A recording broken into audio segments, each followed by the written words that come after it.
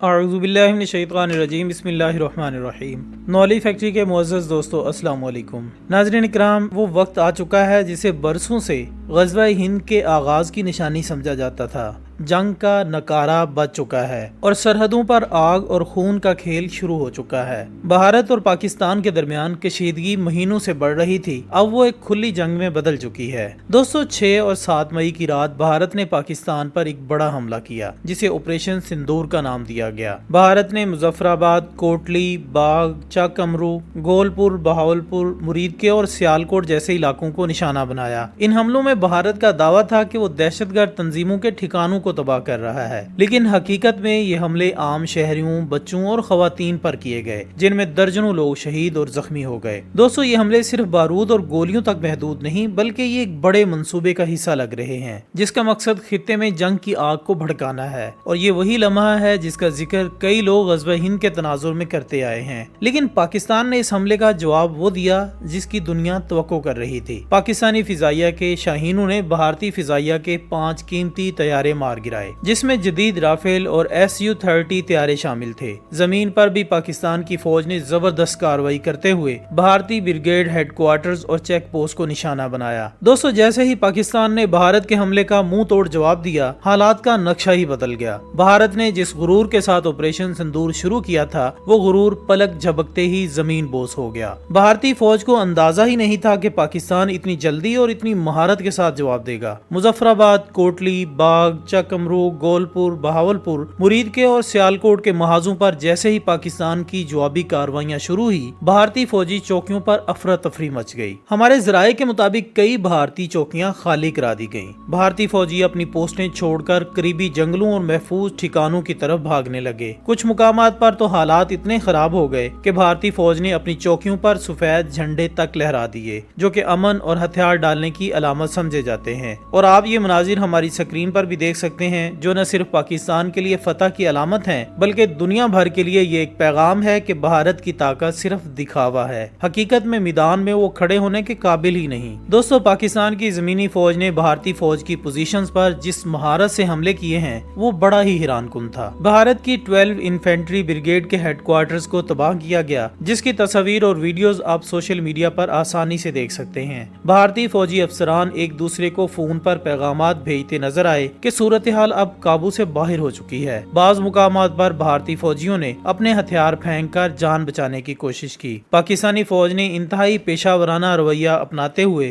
صرف بھارتی فوجی تنصیبات کو نشانہ بنایا اور شہری آبادی کو بچانے کی ہر ممکن کوشش کی، لیکن اس کے برعکس بھارت نے شہری علاقوں، مساجد اور معصوم بچوں کو نشانہ بنایا، جس سے ان کی بزدلی اور کمزوری کھل کر دنیا کے سامنے آ گئی۔ دوستو بھارتی فوجیوں کے حوصلے اتنے پست ہو چکے ہیں کہ لائن آف کنٹرول پر کئی مقامات پر بھارتی فوجیوں نے سوشل میڈیا پر ویڈیوز بھیج کر امن کی درخواستیں کی۔ یہ ویڈیوز جیسے ہی وائرل ہوئیں، بھارت کی حکومت میں بھونچال آ گیا۔ مودی سرکار کو عالمی سطح پر انتہائی شرمندگی کا سامنا کرنا پڑا، اور فرانس جو کہ رافیل طیاروں کا پرووائیڈر تھا، اس نے بھی بھارت کو مزید طیارے دینے سے انکار کر دیا۔ دوستو اگر پاکستانی ایئر فورس کی کارکردگی پر نظر ڈالی جائے تو یہ ایک زبردست دفاعی حکمت عملی کی عکاسی کرتی ہے۔ پاکستانی پائلٹس نے نہ صرف ڈاگ فائٹس میں بھارتی طیارے مار گرائے بلکہ ایئر ڈیفنس سسٹم نے بھی اپنا لوہا منوایا۔ Pakistani HQ-9B air defence system نے ایک اور بھارتی طیارہ مار گرایا، جس سے بھارت کے دفاعی نظام پر سوالیہ نشان اٹھنے لگے۔ HQ-9B ایئر ڈیفنس سسٹم یہ ایک جدید ترین زمین سے فضا میں مار کرنے والا میزائل سسٹم ہے، جو کہ چین سے حاصل کیا گیا ہے۔ اس سسٹم کو خاص طور پر اس لیے بنایا گیا ہے کہ یہ دشمن کے لڑاکا طیاروں، ڈرونز، کروز میزائلز اور بیلسٹک میزائل کو دور سے ہی تباہ کر سکے۔ اس کی رینج تقریباً 260 کلومیٹر تک ہے، یعنی یہ دشمن کی کسی بھی فضائی حرکت کو بہت پہلے سے پکڑ کر اس کا خاتمہ کر سکتا ہے۔ اس سسٹم میں انتہائی سینسیٹیو ریڈار سسٹم ہے جو کہ دشمن کے طیارے یا میزائل کو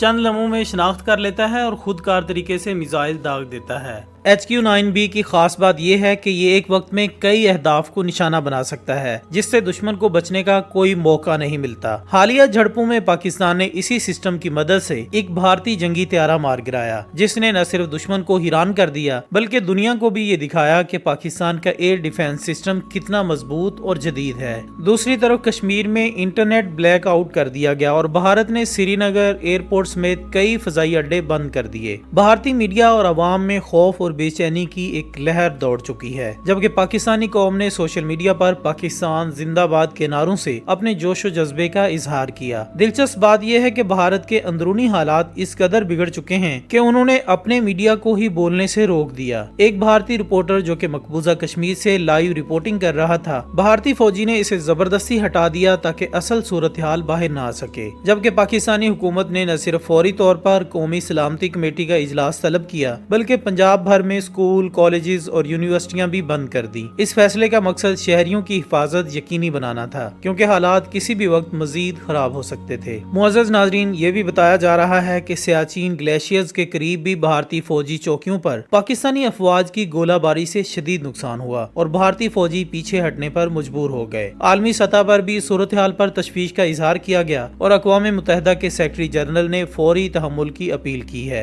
इन सब वाक़यात के दरमियान सबसे हैरत अंगेज और ड्रामाई मोड़ पाकिस्तानी हैकर्स की कार्रवाई थी, जिन्होंने भारतीय दिफाई इदारों से न सिर्फ सेंसिटिव इंफॉर्मेशन चुराई बल्कि सोशल मीडिया पर भी डाल दी। भारत के जदीद हथियारों, नए जहाजों के ऑर्डर्स और आने वाले बरसों के मंसूबे सब कुछ दुनिया के सामने आ गए। इस सब के बावजूद पाकिस्तान ने भारतीय शहरियों को निशाना बनाने से गुरेज किया और सिर्फ फौजी तंसीबात को निशाना बनाकर दुनिया को एक मिचोर और जिम्मेदार रियासत होने का सबूत दिया। ये बात अहम है क्योंकि भारत ने न सिर्फ फौजी बल्कि शहरी इलाकों को निशाना बनाया था, जिससे बड़े इंसानी अलमियत का खदशा पैदा हुआ। इस सारी सूरत हाल का सबसे बड़ा सबक ये है कि ताकत सिर्फ हथियारों में नहीं होती बल्कि अकल, हिकमत और तहम्मुल में होती है। पाकिस्तान ने दुनिया को दिखाया कि हम अपनी खुद मुख्तारी और अवाम की हिफाजत के लिए हर हद तक जा सकते हैं, मगर हम जंग के दीवाने नहीं हैं। हमें अपनी फौज पर फख्र है, उन जवानों पर जिन्होंने अपनी जान की परवाह किए बगैर वतन का दिफा किया, उन पायलट्स पर जिन्होंने तारीक रात में दुश्मन का पीछा किया, उन सिपाहियों पर जिन्होंने सरहद पर दुश्मन की गोलाबारी का जवाब दिया और उन अफसरों पर जिन्होंने एक एक लम्हा मुल्क की हिफाजत में गुजारा। ये वक्त है कि हम सब अपनी फौज के साथ खड़े हों। हमें चाहिए कि हम सोशल मीडिया पर पाकिस्तान जिंदाबाद लिखें, अपने झंडे बुलंद करें और दुनिया को बताएं कि पाकिस्तान की सरजमीन को मैली आंख से देखने वाला हमेशा नाकाम और शर्मिंदा होकर पलटता है। आखिर में दोस्तों, अगर आप चाहते हैं कि हम आपको मजीद ऐसी अहम और सनसनीखेज अपडेट्स देते रहें तो इस वीडियो को लाइक करें, चैनल को सब्सक्राइब करें और कमेंट्स में लिखें पाकिस्तान जिंदाबाद, ताकि हमें मालूम हो कि आप सब हमारे साथ हैं। अल्लाह करे कि दोनों मुल्क अमन की तरफ लौट आएं, क्योंकि जंग में सिर्फ तबाही होती है और अमन में तरक्की, खुशहाली और भाईचारा होता है। पाकिस्तान जिंदाबाद।